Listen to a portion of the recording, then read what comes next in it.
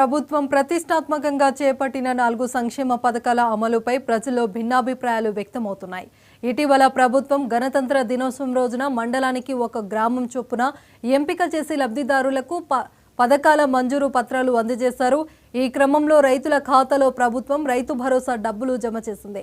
దీంతో హైలైట్ ప్రాజెక్టుగా ఎంచుకున్న గ్రామాల్లో ఉన్నత రైతులు సంతోషం వ్యక్తం చేస్తున్నప్పటికీ మిగతా గ్రామాల రైతులు మాత్రం అసంతృప్తి వ్యక్తం చేస్తున్నారు. రైతులందరికీ ఒకేసారి రైతు భరోసా అందించాలంటున్నారు. దీనిపై మరింత సమాచారం మా ప్రతినిధి హాసిం అందిస్తారు. పార్టీ ఎన్నికల హామీలో భాగంగా అనంతరం అనే గ్రామంలో పైలట్ ప్రాజెక్ట్ కింద కొన్ని గ్రామాలని సెలెక్ట్ చేసి వాటికి రైతు భరోసా, ఇందిరమ్మ ఇళ్ళు, అలాగే రైతు ఆత్మీయ భరోసా, రేషన్ కార్డులు ఇలా ఇచ్చేసి వాళ్ళనైతే ఆ గ్రామ ప్రజల్ని సంతోషంగా ఉన్నారు. ఆ ప్రజలంతా ఆ రైతులు ఇక్కడ ఉన్నారు. వాళ్ళతో మాట్లాడే ప్రయత్నం చేద్దాం. చెప్పండి, మీకు ఎన్ని రకాలు ఉంది? మీ పేరేంటి? మీ మండలం అనంతరం గ్రామం. మా ఊరిని పైలట్ ప్రాజెక్టుగా ఎంచుకొని మా ఊరిలో నిరుపేద గిరిజన వ్యవసాయ కూలీలు ఉన్నారు. అర్హులైన ప్రతి ఒక్కరికి 86 ఇళ్ళు మంజూరు చేయడం జరిగింది.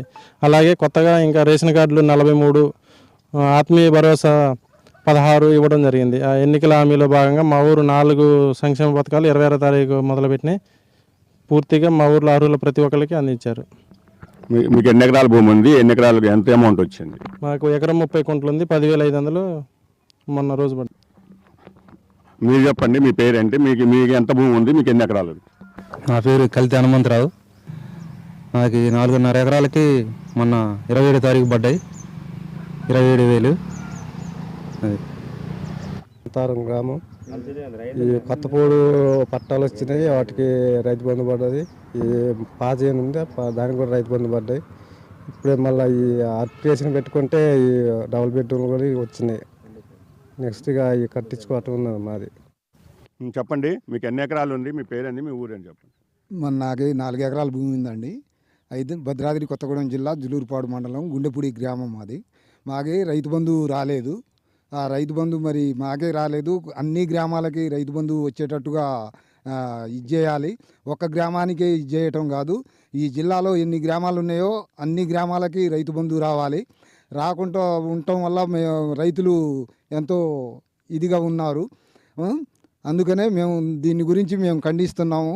కాంగ్రెస్ గవర్నమెంట్ మరి రేవంత్ రెడ్డి గారు మాకు కంపల్సరిగా రైతు బంధు పడేటట్టుగా ఇచ్చేయాలని కృషి చేస్తున్నాము.